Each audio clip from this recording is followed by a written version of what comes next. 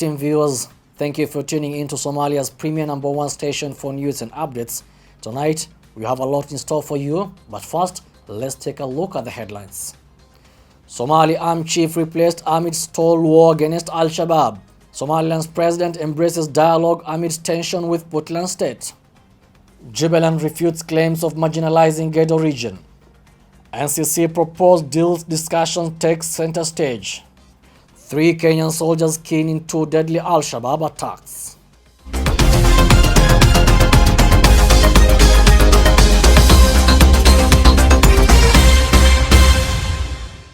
Glad to have you back. Now let's delve into a full bulletin. In a surprise move, the Somali government has removed the commander of the country's armed forces, General Odowa Yusuf Ragi, and appointed the new commander Ibrahim Sheikh Muhyiddin.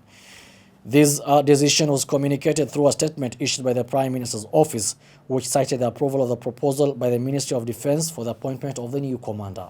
Here is a full story. In a surprise move, the Somali government has removed the commander of the country's armed forces, General Odowa Yusuf Ragi, and appointed a new commander, Ibrahim Sheikh Muhyiddin. This decision was communicated through a statement issued by Prime Minister's office, which cited the approval of the proposal by the Ministry of Defense for the appointment of the new commander.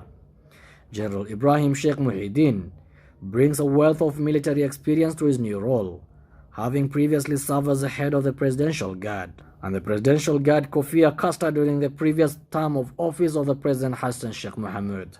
He has also held various other military positions, including the commander of the 60th Brigade of the National Presidential Guard. It's unclear why General Odowa, who had been the helm of the leadership of the police and armed forces since 2019, was removed from his position. The government has been stating its intention to launch the second phase of the war against the group, but has not yet put this into action. The replacement of General Odowa comes at a time when the war against Al-Shabaab is at a critical juncture, and the government efforts to combat the group have been hampered by a lack of progress and coordination. The replacement of General Odowa comes at a time when the war against Al-Shabaab is at a critical juncture, and the government efforts to combat the group have been hampered by a lack of progress and coordination. The situation has been further complicated by the recent sacking of Hiran Regional Governor Ali Osman Jaite, who was also a key leader in the fight against Al-Shabaab. The appointment of General Ibrahim Sheikh Muhyiddin as the new commander of the country's armed forces is expected to bring fresh impetus to the war against Al-Shabaab and help coordinate efforts across different regions and functions. However, it remains to be seen how effective this will be in practice and whether the government efforts to combat the group will yield any significant results in the coming months. President Musa Bihi Abdi of the self-declared Republic of Somaliland steered over a military graduation ceremony on Sunday in Hargeisa, the administrative center of the Somaliland, amid rising tensions between the Puntland and federal member state of Somalia. President Musa Bihi Abdi of the self-declared Republic of Somaliland steered over a military graduation ceremony on Sunday in Hargeisa, the administrative center of Somaliland, amid rising tensions between it and Puntland, the federal member state of Somalia. President Abdi criticized Puntland's leadership during his speech for attempting to create separate country based on tribal identity that was distant from both Somalia and Somaliland.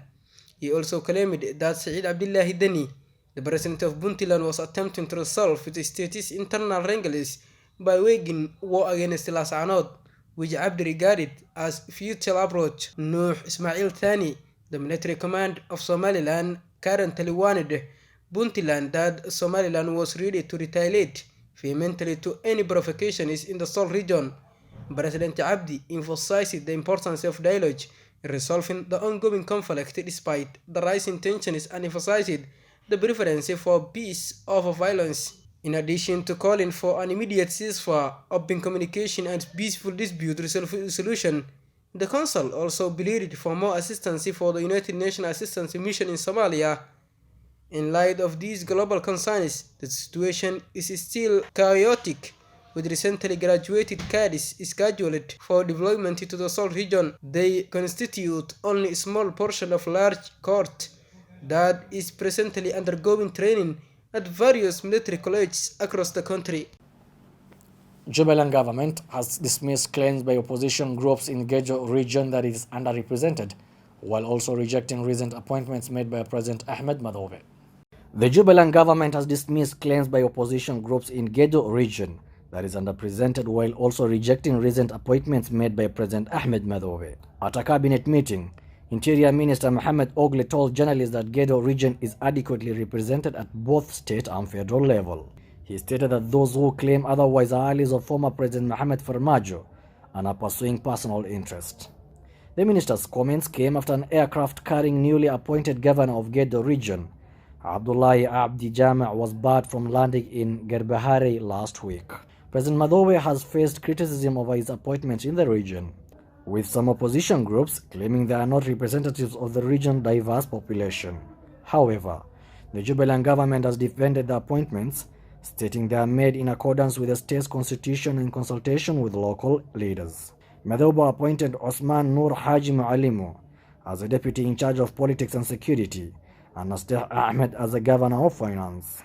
The situation in Gedo region has been a source of tension in Somalia's political landscape, with various groups vying for control and influence in the area. The Jubilant government has been working to address these challenges and has called for calm and cooperation among all stakeholders. Somalia's President Hassan Sheikh Mohamud has engaged in discussions with the former President Sheikh Sharif Sheikh Ahmed over critical issues facing the country, including controversial deal proposing the extension of presidential parliamentary terms to 5 years. Somalia's President Hassan Sheikh Mohamud has engaged in discussions with former President Sheikh Sharif Sheikh Ahmed over critical issues facing the country, including the controversial deal proposing the extension of presidential and parliamentary terms to 5 years. The talks, which took place on Sunday, focused on a range of issues affecting Somalia, including the recent agreement between the two leaders and the National Consultative Council. The two leaders also discussed the ongoing fighting in Las Anod, renewed conflicts between federal and regional troops, and tensions in the Gedo region. Himilo Qaran, a political party led by former President Sheikh Sharif Sheikh Ahmed, issued a statement confirming the meeting and highlighting the importance of dialogue between political leaders in the country. The statement emphasized the need for all parties to work together towards a peaceful and stable Somalia.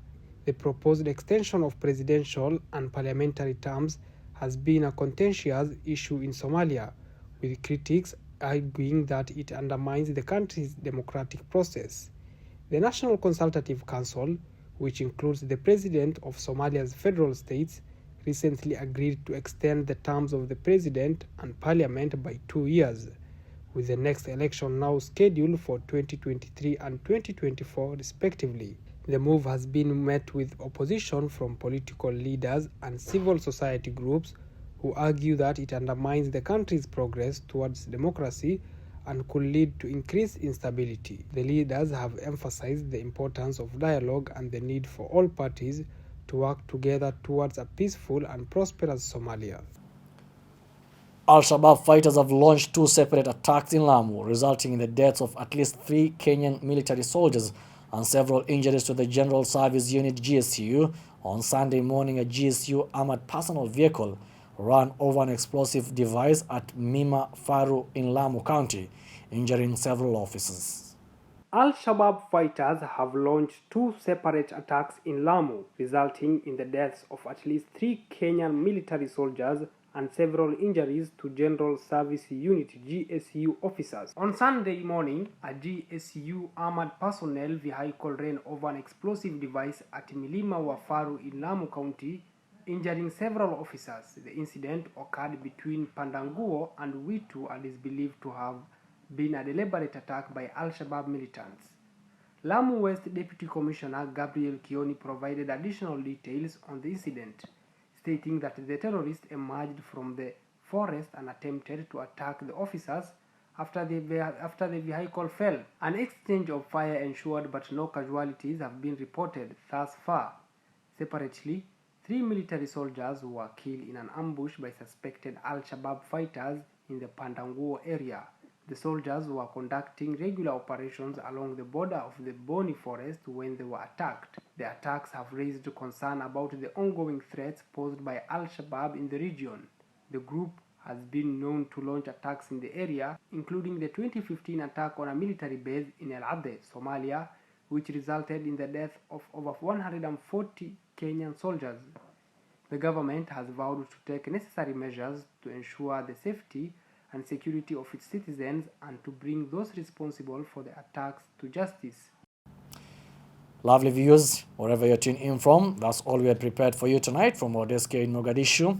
Have yourselves a lovely night and keep tabs for more stories in our subsequent bulletins.